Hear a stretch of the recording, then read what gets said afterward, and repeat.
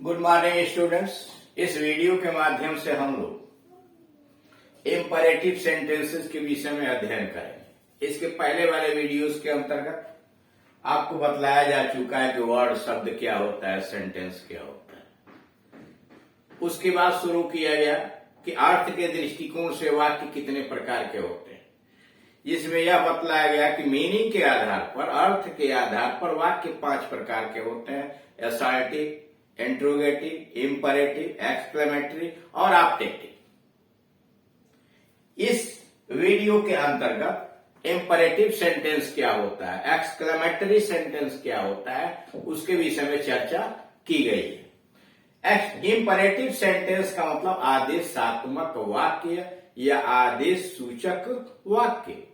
इसके अंतर्गत उन वाक्यों को रखा जाता है जिसके द्वारा किसी को आदेश दिया गया हो, निवेदन किया गया हो, सलाह दी गई है, सुझाव दिया गया है या किसी कार्य के लिए मना किया गया। ऐसे वाक्यों की विशेषता यह होती है कि इसमें सब्जेक्ट यू छिपा रहता है और यह क्रिया से शुरू होता है। यह अफर्मेटिव भी हो सकता है और नेगेटिव भी हो सकता है। अगर अफर्मेटिव में वाक्य है तो नेगेटिव बनाने के लिए आप डोंट लगा देते हैं या कहीं कहीं जरूरत पड़ने पर नेवर लग जाता है। उसी के संबंध में यह चर्चा की गई है कि इंपरेटिव सेंटेंस क्या होता है, कैसे कैसे क्या इसकी विशेषताएं होती हैं। आदेशात्मक वाक्य वे वाक्य जिनसे आज्ञा, विनय, निवेदन, सुझाव या प्रस्ताव का भाव प्रकट हो। यानी ऐसा वाक्य जिससे आदेश, विनय, निवेदन, सुझाव, प्रस्ताव का भाव प्रकट हो, वह इंपरेटिव सेंटेंस कहलाता है। जैसे बाय ए पेन, एक कलम खरीद लो। Do not stop the bus, bus को मत रोको। नेवर टेल लाइज, कभी झूठ मत बोलो। Please lend me your pen, कृपया तुम मुझे अपनी कलम उधार दो। लेट हिम गो, उसे जाने दो। इन सभी के द्वारा या तो आदेश दिया गया है, निवेदन किया गया है या सलाह दी गई है, इसलिए इनको कहेंगे ये इंपरेटिव सेंटेंस है।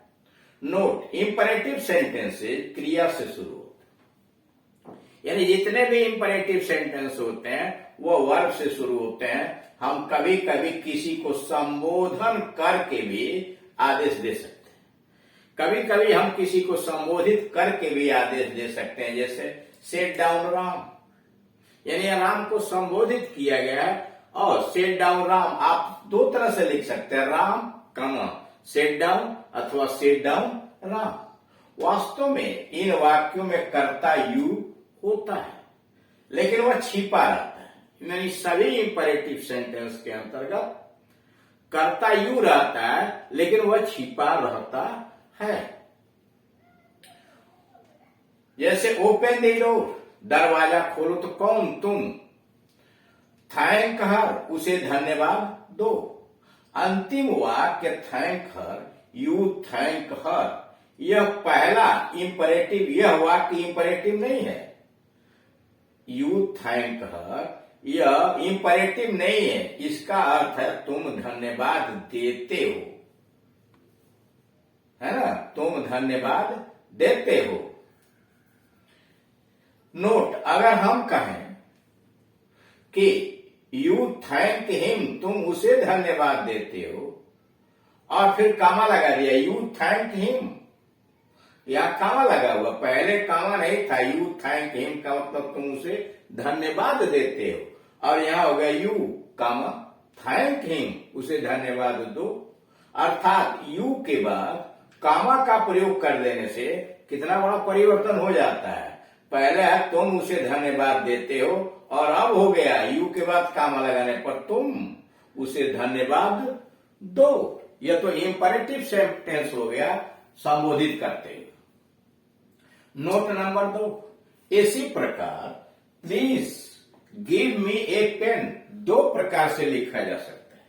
कह इसी प्रकार से निवेदन वाला इंपरेटिव सेंटेंस यानी आज्ञा सूचक वाक्य दो प्रकार से लिखा जा सकता है।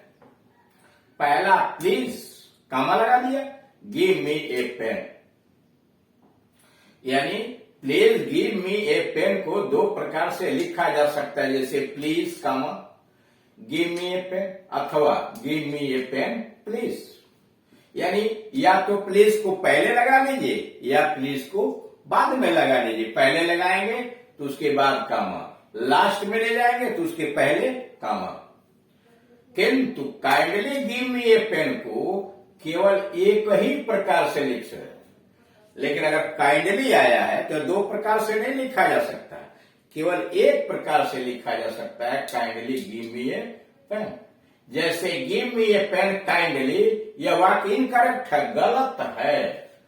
हाँ, सही है, kindly give me a pen. सही वाक्य क्या है? Kindly give me a pen. तो इस प्रकार से आपने देखा कि आज्ञा सूचक वाक्य उसको कहते हैं जिसके माध्यम से किसी को आदेश दिया गया हो, निवेदन किया गया हो, विनय किया गया हो, सुझाव दिया गया हो, प्रस्ताव किया गया हो। अगर ये भाव उस वाक्य के द्वारा प्रकट होते हैं तो इनको कहा जाएगा कि ये इंपरेटिव सेंटेंस यानी आज्ञा सूचक वाक्य है। ऐसे वाक्यों में सब्जेक्ट यू छिपा रहता है, यानी हर समय सब्जेक्ट यू ही रहता है, जिसको न बोलते हैं और न ही लिखते हैं। ये इंपरेटिव सेंटेंस भी दो प्रकार के होते हैं, अफर्मेटिव में भी, निगेटिव में। जैसे गो आउट अफर्मेटिव में है और निगेटिव बनाता डोंट गो आउट, बाहर मत जाइए। इन सारे का विवरण जब अफर्मेटिव से निगेटिव बनाना होगा तो वहां डिटेल में देखा जाएगा। यहाँ शार्ट में आपको बताया जा रहा है कि यह भी दो तरह का होता है, अफर्मेटिव और निगेटिव। यानी go out, don't go out. Please come here, कृपया यहाँ आइए, तो please do not come here या डोंट कम हियर, है ना। ऑलवेज गो देयर, सदैव वहां जाओ, तो नेवर गो देयर। यानी डू नॉट या नेवर लगा करके इन वाक्यों को निगेटिव बनाया जा सकता है। अब आइए एक्सक्लेमेटरी यानी चौथा जो है एक्सक्लेमेटरी सेंटेंसेस किसको कहते हैं? विस्मय बोधक वाक्य। विस्मय बोधक वाक्य यानी आश्चर्य बोधक वाक्य। जिस वाक्य से आश्चर्य यानी ऐसे वाक्य जिससे आश्चर्य, भय, दुख, दया, घृणा, करुणा, हर्ष आदि का भाव प्रकट होता है। यानी जिस वाक्य के द्वारा आश्चर्य, भय, दुख, दया, घृणा, करुणा, हर्ष आदि का भाव प्रकट होता है वह एक्सक्लेमेटरी सेंटेंस कहलाता है। इससे हृदय की गंभीर भावनाओं या उद्गार प्रकट होते हैं। यानी विस्मय बोधक वाक्य से हृदय की गंभीर भावनाएं प्रकट होती है, जैसे हाउ ब्यूटीफुल, कितना सुंदर, हाउ क्लेवर ही इज, कितना चतुर हुआ है, व्हाट एन आइडिया, क्या विचार, व्हाट ए सेम, क्या शर्मिंदगी, व्हाट ए फॉली, क्या बेवकूफी, नॉनसेंस, ना समझ, व्हाट फेथ, क्या विश्वास। इन वाक्यों में सामान्यतया हाउ या व्हाट का प्रयोग होता है। ऐसे वाक्यों में सामान्यतया हाउ या व्हाट का प्रयोग होता है। वाक्य के अंत में या बीच में मार्क ऑफ एक्सक्लेमेशन अर्थात विस्मय बोधक चिन्ह भी लगाते हैं। इन वाक्यों में कभी कभी वर्ब छिपी रहती है, कभी कभी एक शब्द से भी ये वाक्य बन जाता है। अब जैसे कह रहा कभी कभी एक शब्द से भी वाक्य बन जाता है, जैसे वेल डन, फाइव, नॉनसेंस। ये क्या है? एक ही शब्द से पूरा वाक्य बन जा रहा है।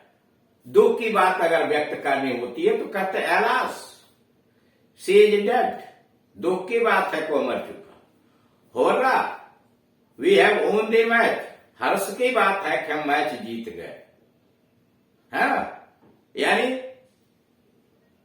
किसी को शाबाशी देनी हो, प्रशंसा करनी हो तो ब्रेवो का प्रयोग करते हैं। ब्रेवो, वेल डन, तुमने अच्छा किया। Bravo, you have done well. यानी विभिन्न परिस्थितियों में कहीं हो, कहीं आ, कहीं ओ, कहीं उड, ऐसे कर से भी इंपरेटिव सेंटेंस शुरू होते हैं। जैसे oh that I were a bird, would that he were king. ये क्या है? ये सब आपके एक्सक्लेमेटरी सेंटेंस है जो हृदय के जज्बातों को व्यक्त करते हैं, हृदय में उठने वाली तीव्र भावनाओं को व्यक्त करते हैं। और इसके द्वारा जितने भी अत्यधिक सुख, दुख, आश्चर्य या अन्य मन की जो तीव्र भावनाएं हैं उसकी अभिव्यक्ति की जाती है। तो इस प्रकार इस वीडियो के अंतर्गत आपने यह देखा कि इंपरेटिव सेंटेंस वह वाक्य है जिसके माध्यम से किसी को आदेश दिया जाए, निवेदन किया जाए, सलाह दिया जाए इत्यादि। इसकी विशेषता यह होती है कि इसमें सब्जेक्ट यू छिपा रहता है। यह भी दो तरह का होता है, अफर्मेटिव और नेगेटिव।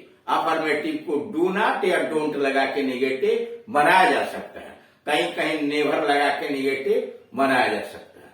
फिर आप आए एक्सक्लेमेटरी सेंटेंस पर। एक्सक्लेमेटरी सेंटेंस के अंतर्गत हृदय की तीव्र भावनाएं, अत्यधिक सुख, दुख, आश्चर्य, हर्ष, क्रोध, घृणा इत्यादि की अभिव्यक्ति की जाती है।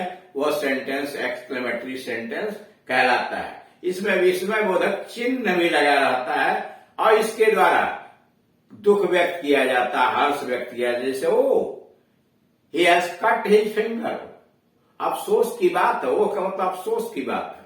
या how beautiful the rain is, वर्षा कितनी सुंदर है। What a beautiful building the Taj Mahal is, Taj Mahal कितना सुंदर सा भवन है। Bravo you have done well, शाबाश तुम लोगों ने अच्छा किया है। यानी इस तरह से आप देख रहे हैं कि इसके माध्यम से हर्ष की बात, दुख की बात, आश्चर्य की बात, अधिकांशतः वाक्यों में आपका वाउ और वाट्स आता है, इसकी अभिव्यक्ति की जाती है। तो इस प्रकार टाइप्स ऑफ सेंटेंसेज में आपने इंपरेटिव और एक्सक्लेमेटरी सेंटेंस देखा। इसके पहले वाले वीडियोस के अंतर्गत असर्टिव सेंटेंस और इंट्रोगेटिव सेंटेंस समझाया गया, वर्ड समझाया गया, सेंटेंस क्या होता है इस तरह की। इसके अलावा अगर आप हाई स्कूल या इंटरमीडिएट का कोई भी ग्रामर या ट्रांसलेशन अध्ययन करना चाहते हैं तो वह पहले ही बना करके यूट्यूब के पर अपलोड कर दिए जाएंगे, जिसका एड्रेस है KD Singh and Gunjan English coaching. उसे टाइप कीजिए। जो भी पढ़ना चाहते हैं, सिंथेसिस है, सिंटैक्स है, डायरेक्ट इनडायरेक्ट, एक्टिव पैसिव, कोई चैप्टर ग्रामर का या ट्रांसलेशन का, वो आपको दिखाई दे जाएगा। उन्हें अध्ययन करने का प्रयास कीजिए, उसे सुनिए, उसका अनुकरण कीजिए और अगर कोई परेशानी खड़ी होती है तो दिए गए नंबर पर कॉल करके आप अपनी समस्या का समाधान करा सकते हैं। Thank you.